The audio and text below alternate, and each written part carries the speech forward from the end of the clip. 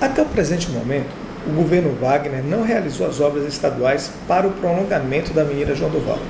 Na sua opinião, o que está faltando? Olha, esta avenida, que a partir do contorno chama-se Ayrton Senna, aquelas casas, aquilo foi fruto de um contrato assinado pelo então governador Paulo Souto com uma instituição internacional. Ao sair do governo, ele deixou aquelas obras com um processo de licitação publicado. Foi um dos últimos atos dele no governo. 4 anos depois, 4 anos e 3 meses depois, essas casas ficaram prontas e eu estou lendo na mídia que as famílias estão sendo relocadas para estas casas. O que quer dizer que a avenida vai poder ser aberta.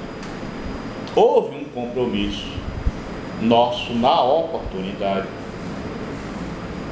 que quando isto acontecesse, o Estado faria as casas, o Estado faria o saneamento básico, a iluminação, a água, o esgotamento sanitário, que é o saneamento básico, a drenagem, as casas. O Estado fazia tudo isso, fazia os centros comunitários, fazia tudo isso. Agora, a abertura da avenida seria a prefeitura. Na época, eu achei que poderia ser uma coisa rápida, né? Porque eu ainda tinha 2 anos na prefeitura, então eu até sonhei que ali também nós faríamos em 2 etapas. Uma etapa do contorno até a Avenida Iguatemi, que ali tem uma rua que chama-se Avenida Iguatemi, que na época não tinha quase casas e agora é lotado de condomínios, cheinho de condomínios. E posteriormente faríamos da Avenida Iguatemi até o cemitério São João Batista. Então, na verdade, na época, o sonho para poder atrair esses recursos desse empréstimo internacional para fazer esta obra, eu na época disse que a prefeitura faria esta avenida e seria uma coisa parecida com a Avenida Francisco Fraga Maia. Entendeu? Então agora aí eu não sei como é que o prefeito vai fazer isso, se vai buscar o próprio Estado, né, para poder fazer. Mas a verdade é que depois que todo mundo mudar, você pode passar a máquina e já dar um acesso provisório, vamos dizer assim, né? Um acesso sem a pavimentação no momento. Mas aquilo ali é como a Avenida Noite Cerqueira. Aquela avenida, Ayrton Senna e a Avenida Noite Cerqueira, são 2 pontos que hoje, com certeza, mais cedo ou mais tarde, vai precisar fazer e será importante para a infraestrutura urbana da cidade de Feira de Santana. Nós estamos falando de quase 6 anos, né? Entre o período em que o senhor assinou o convênio e o atual momento histórico. Precisa de tanto tempo assim para fazer uma obra? Absolutamente, mesmo porque os recursos eram recursos disponíveis de um banco, né? A parte do Estado, própria do Estado, era apenas uma contrapartida de 10%. E naquela oportunidade, quando o contrato foi assinado, era em torno de R$1 milhão. Portanto, é um recurso muito pouco para o Estado. Por que demorou tanto, eu não tenho a menor ideia. Bom, então nós falamos também agora do aeroporto, do polo de logística, prolongamento da Avenida Noite Cerqueira, conclusão do centro de convenções. Obras prometidas por Jacques Wagner desde o primeiro momento em que ele se tornou governador. E como é que o senhor está vendo isto hoje? Olha, se você for olhar bem, qual foi a obra que Wagner fez em Feira, vamos dizer assim, prática, uma coisa prática? Hospital da Criança? O Hospital da Criança. Funciona bem? Não.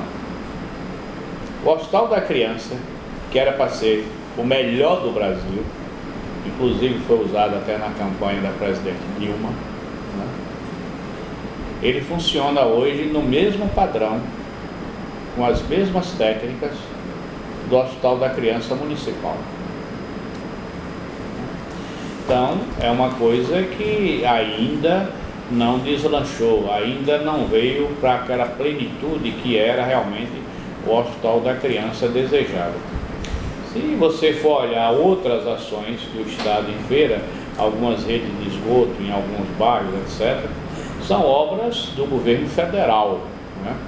Que quem está executando, vamos dizer, é a Embasa, que é uma empresa estadual, mas com recursos do PAC, do governo federal. Portanto, se você tem de louvar estas obras, que aliás não era para estar concluída também há muito mais tempo, né? E não está, seria ao governo federal. Fora daí, eu não sei, porque pequenas extensões de rede de água na zona rural, isso é uma rotina que se faz, não é da agora, já vem se fazendo há algum tempo, né? E se prossegue, enquanto não se tiver água para todo mundo, vai se buscar. Mas isso são obras de rotina, né? Não é uma coisa que para o governo vai marcar na cidade, mesmo porque é uma obra feita realmente diretamente pela Embasa, em convênio com a prefeitura, essas coisas. Então, fora disso, eu não estou tendo conhecimento. Luz para todos em Feira, praticamente nesse governo, nos últimos anos não existiu, porque há 3 anos atrás, a gente já estava praticamente com 100% das casas de Feira com iluminação, com energia elétrica, né? Então o Estado não está investindo nesta área também em Feira, porque não há mais necessidade, né, neste processo. Eu desconheço, a não ser que tenha alguma coisa a mais que eu não tenha conhecimento. A verdade é que as ações do Estado estão muito tímidas. O orçamento do Estado apresentado pelo governador na mensagem de fim de ano, ou de início de ano, dizendo melhor, e a prestação de contas do ano passado demonstram que o Estado tem restos a pagar enorme, né? Eu estive essa semana na Assembleia Legislativa e ouvi de deputados que entre Secretaria de Infraestrutura, Secretaria de Desenvolvimento Urbano, SUCAB, essas coisas aí, giram restos a pagar em torno de 1 bilhão e 700 milhões de reais. Eu estou aqui dando dados que me foram dados na Assembleia Legislativa esta semana. Então eu acho que com isso mostra que o governo investiu muito, vamos dizer, em 2010 e terá, vamos dizer assim, poucos recursos para investir agora. Por outro lado, Guto, a prioridade do Brasil, aí eu já vou para o Brasil, né, que também aí pega a Bahia dentro desse processo, porque a Bahia é sede da Copa do Mundo. A prioridade do Brasil está em investimentos para fazer infraestrutura visando a Copa do Mundo. Então são estádios de futebol como Salvador, Fonte Nova, o Mineirão em Belo Horizonte, o Maracanã no Rio de Janeiro, São Paulo que estava decidindo, Goiás, Mato Grosso, não sei onde é que tem mais sede da Copa do Mundo. São Paulo, Brasília. Brasília, né? Então você vai concentrar bilhões de reais para fazer esses tipos de obra. A preocupação em Salvador hoje vão conseguir melhorar o deslocamento em Salvador? Vai continuar aquele trânsito, né, caótico que está na capital do estado? É preciso fazer obras urgentes. Para fazer estas obras urgentíssimas, né, que já era para ontem, segundo o presidente da FIFA, já era para ontem, nós estamos pensando que é para amanhã, né? Vai precisar de bilhões de reais. Olha, vai haver recursos de bilhões de reais para fazer tudo isso e fazer a ponte Itaparica, Salvador, para fazer obras de estradas pelo interior afora, para fazer unidades de saúde pelo estado afora, para fazer obras urbanas nas cidades pelo estado afora. Então, com esse restos a pagar, então são coisas que não são fáceis, né? Impossível não é. Não sei qual é o milagre aí que o governo federal vai fazer de arranjar tantos bilhões de reais, né? E faz um corte de 50 bilhões de reais. O governador, no dia na Assembleia Legislativa, anunciou um corte orçamentário na Bahia de 1 bilhão e 100 milhões de reais. Ora, se você corta no Estado isso, se você corta na União, os números que eu aqui falei, como é que tem tanto dinheiro para fazer essas coisas? Porque às vezes o cara diz, mas 2014, rapaz, falta um tempão, são 3 anos. Aí eu me lembro, meu irmão, para você fazer tantas obras, e obras de infraestrutura, obra de melhoria urbana, esse tempo é muito curto, curtíssimo. Porque para você polir numa malha viária de uma cidade como Salvador, Ave Maria, não é mole não. Em matéria veiculada hoje no Jornal Grande Bahia, foi verificado que 9 dos 14 estados pesquisados obtiveram um crescimento industrial positivo, mas a Bahia teve perda de 8,8% na produção industrial. Como o senhor analisa a política de atração industrial do PT baiano? Muito fraca. Vamos assim analisar quais foram os grandes investimentos na Bahia nos últimos anos. As grandes atrações de investimento foram a Ford, né? Então que o governador já incluiu, já encontrou, e houve o ano passado, há um ano atrás, que não andou ainda, né? Um compromisso de que a Ford iria sofrer uma ampliação, que até agora não houve ainda, mas vai haver, anunciou, vai haver. Então esse processo aí, o que você vê que era um processo existente, não há uma coisa nova. Grandes investimentos, eu li recentemente algo dizendo que estaria se pensando em ampliar uma das fábricas de pneus que foi instalada em Camaçari. Eu não sei se foi a Firestone ou se foi a Continental, mas se você for olhar, essas duas grandes indústrias também foram implantadas, não foram neste governo, foi no governo anterior também.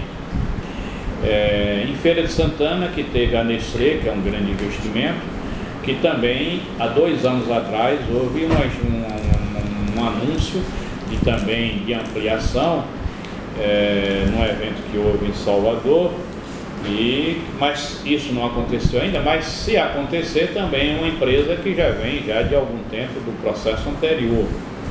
Então eu não vejo assim, eu não vi assim algo de novo no cenário baiano que tenha sido anunciado como uma conquista desse governo. O governador diz que ele não vai fazer atrações, que não vai disputar atrações. Na hora que o governador não disputa estas atrações, Pernambuco ganha, o Ceará ganha, não é? Se você for olhar o desenvolvimento de Pernambuco, e olhe que a diferença Pernambuco e Bahia era uma coisa muito grande. Ano após ano está diminuindo. Pernambuco está evoluindo e nós não estamos. O Ceará está evoluindo, não é? Então isso, se for no andar dessa carruagem, esses estados vão passar a Bahia. Então isso me preocupa, porque é claro que nós perdemos muito com isso. E quem perde somos todos nós. E hoje, Feira de Santana, como é que o senhor está vendo a política do Estado? Que Feira de Santana, no período em que o senhor estava à frente da prefeitura, viveu um momento muito singular no crescimento industrial, né? Grandes indústrias, sistemas, a avicultura veio para a Feira de Santana, enfim, foi um momento, né? Como é que isso hoje? Eu vou lhe dar um exemplo. A última empresa que está se instalando em feira é a PepsiCo, que vai produzir aquele produto, é uma chips, aquele negócio, né? Ali na entrada de Humildes, estão construindo. Você sabe que o protocolo dessa indústria foi assinado na mesma semana que foi assinado o protocolo da indústria Vipal. Você conhece a Vipal? Isso sim. É uma indústria extraordinária. Pois bem, a Vipal instalou e a PepsiCo demorou um pouquinho, houve aquele problema mundial, aquela crise mundial e tal. Mas a verdade é que a Pepsi está se instalando e é muito bem-vinda, né? É uma empresa que vai gerar aí alguns empregos, é bom para o parque industrial nosso, ela é extremamente bem-vinda. Mas o que eu quero dizer é que o protocolo de intenções para esta empresa ser atraída para a Bahia ainda foi no governo anterior. Só para você ter uma ideia. Então, fora desta, qual foi a grande empresa instalada em Feira de Santana? Eu não sei, se tiver alguma eu estou sem saber. Isso aí eu acho que responde tudo. Eu acho que tem de ter, para você conseguir essas coisas, tem de ter mais agressividade. Agressividade você sabe, né? Ir atrás, correr, não estou falando agressivo na palavra, não é nada disso. Você tem de correr, você tem de buscar mesmo, tem de dialogar mesmo, tem de trabalhar mesmo.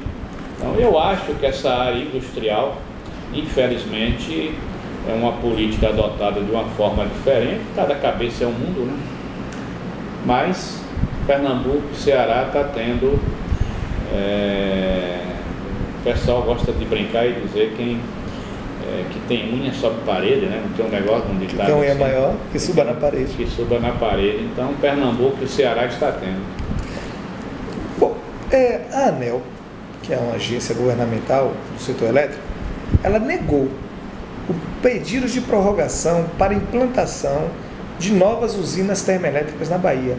E Feira de Santana perdeu a oportunidade de ter uma termoelétrica. Como é que o senhor está vendo isso aí? Isso foi uma matéria que nós publicamos, inclusive, no Jornal Grande Bahia. Olha, essas questões, você está vendo aí que a OEA, inclusive, fez uma recomendação ao governo brasileiro até para suspender uma obra no Pará, de uma hidrelétrica chamada Belo Monte, porque entendeu que a questão não foi ainda amplamente debatida, discutida, os problemas ambientais, sociais, que provoca uma obra como essa. Eu acho que o Brasil precisa de energia, o país precisa, é um país que tem riquezas naturais como pouquíssimos países têm, né? Para você ter uma ideia, a França, uma grande nação, sobrevive praticamente de energia nuclear. A Alemanha é outra grande nação, grande parte da energia da Alemanha também é de energia nuclear.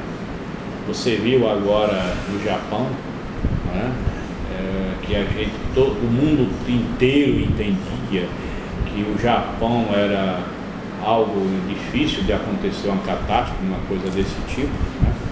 E apareceu um tsunami que causou um estrago violentíssimo, inclusive na sua usina nuclear, que está fazendo acontecer um debate no mundo inteiro sobre essas questões de usina nuclear.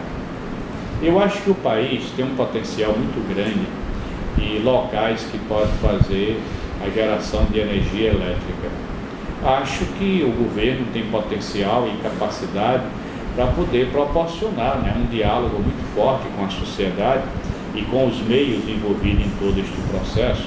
E na hora que o governo faz isso, eu não tenho a menor ideia de que o governo conseguirá êxito para a implantação dessas usinas, que é fundamental para o desenvolvimento do país.